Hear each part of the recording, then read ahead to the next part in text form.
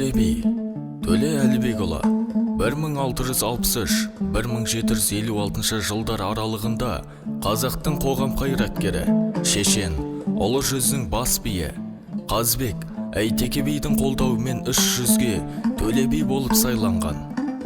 Артында бүтін билікке Төле би жеткен деген сөз қалған тарихи тұлға. Жеті жарғыны жасаушылардың бірі. Әлібекұлы Төле би атасы Құдайберді би Есім хан мен Тұрсын хан егесі кезінде Есім ханды қолдаған. Қазбек Тауасарұлының түп-тұқиянынан өзіме дейін кітабынан, яғни Есім хан тұсындағы халық аузында Есім ханның ескі жолы атанып кеткен қазақ халқының заңдар жинағын құрастыруға қатысқан билердің бірі деп айтуға толық негіз бар. Өз заманында қазақ хандығының тұтастығы үшін күрескен қайраткер Төле би өз халқының шешендік поэтикалық өнерінің дәстүрлерін жастайынан бойына сіңіріп өскен, зерделі, сауатты адам болған. 15-20 жасынан билердің бас қосқан жиналысына қатысып, өзінің әділдігімен шешендік өнері арқасында таныла бастайды. Төле би 1663 жылы қазіргі Жамбыл облысы Шу өңірінде туған. Ұлы жүздегі дулат тайпасының жаныс руынан бала күннен Төле әкесіне еріп жүріп ел көреді, жұрт таниды. Қазақ халқының ақындық шешендік өнерінен тәлім алады. 15 жасынан ел билігіне араласып, ақыл парасаттылығы, әділ шешімі, шешендік өнерімен көзге түседі.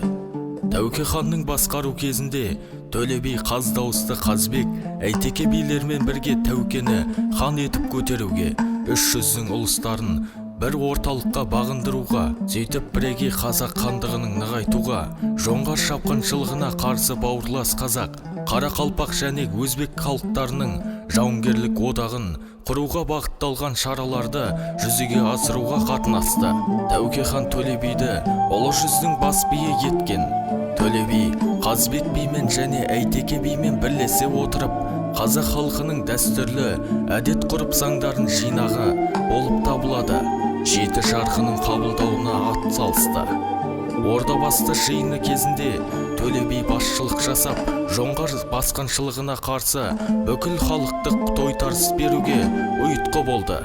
Шашырап кеткен қазақтардың басын қосып, Ресей мен Қытай секілді екі алпауыт мемлекет арасында оңтайлы саясатты жүргізген Абылай ханды өкілі бала етіп тәрбиелеп, азамат қатарына қосуды Төле бидің қызметі орасан.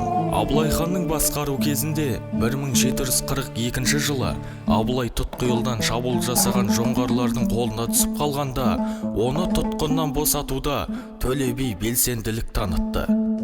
Тарихи жырларда қазақ билеушілерінің атынан Әбілқайыр хан мен Төле бидің Орынбор әкімшілігінен Абылайды тұтқыннан босатуға ықпал жасауын өтінгендігі айтылады. Қазақтың 300-нен Төле би бастаған 90 адам елші боп барып, келіссөз жүргізіп, 1743 жылы 5 қыркүйекте Абылайды тұтқыннан шығарып алады. Төле би ішкі және сыртқы саясатта сара бағыт ұстанды. Хандық пен мемлекет тұтастығын, тәуелсіздігін діттеп, жаугершілікте дұшпан қолында қалған қалалар мен жерлерді қайтаруға күш салды. 1734 жылы Ресей патшасы Анна Ивановнаға және 1749 жылы Орынбор губернаторы Неплюевке хат жолдап, одандықты қабылдауға ризашылық танытты. Ол сол тарихи кезеңде шарасыздан жасалған қадам болатын. Ол жоңғар шапқыншылығынан тыйтықтаған халықтың жағдайын жақсартуды бірінші кезекке қойды. 1748 жылы орыс сауда керуені тоналғанда, оған күнәлі Қойгелді батырды билер алқасына шақыртып, оған ол шығынды жұрт көзінше өтеттірді.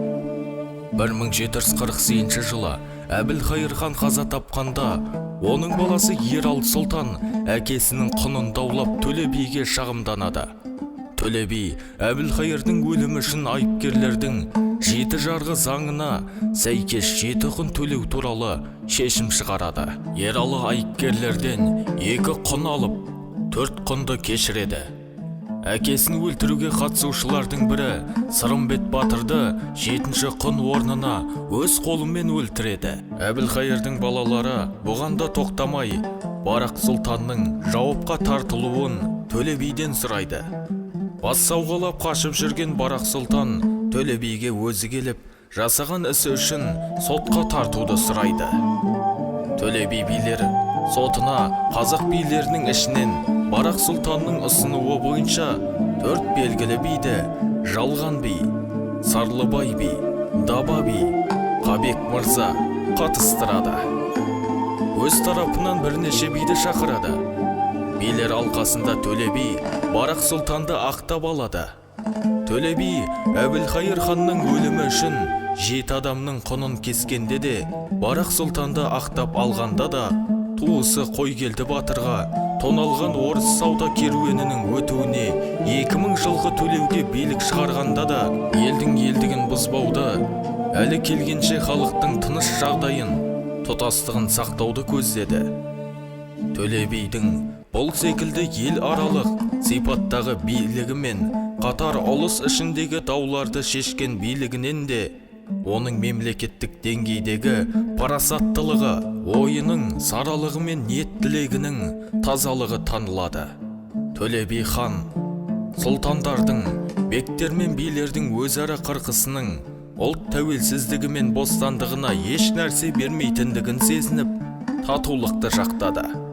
Оны елге танымал, елге бай, құт емес, би құт дейтін қанатты сөзі айқын аңғартады. Бізге келіп жеткен аңыз әңгімелерде Төле бидің ұлт бірлігін нығайтуды барынша жақтағандығы айтылады.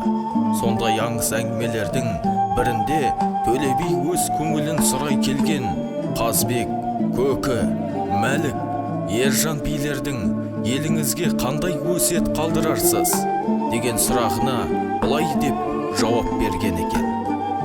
Жүзге бөлінгендердің жүзі қара, руға бөлінгендердің құруға асыққаны. Атағы бөлінгендер адыра қалады, көпті қорлаған көмусіз қалады. Хан асса, халқын сатады, халық асса, хандыққа таласады.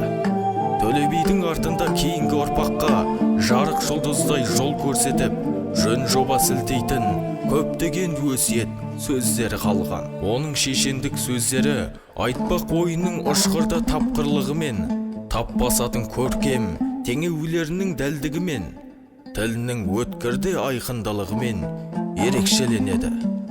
Оқыған Қуаныш Толыбекұлы.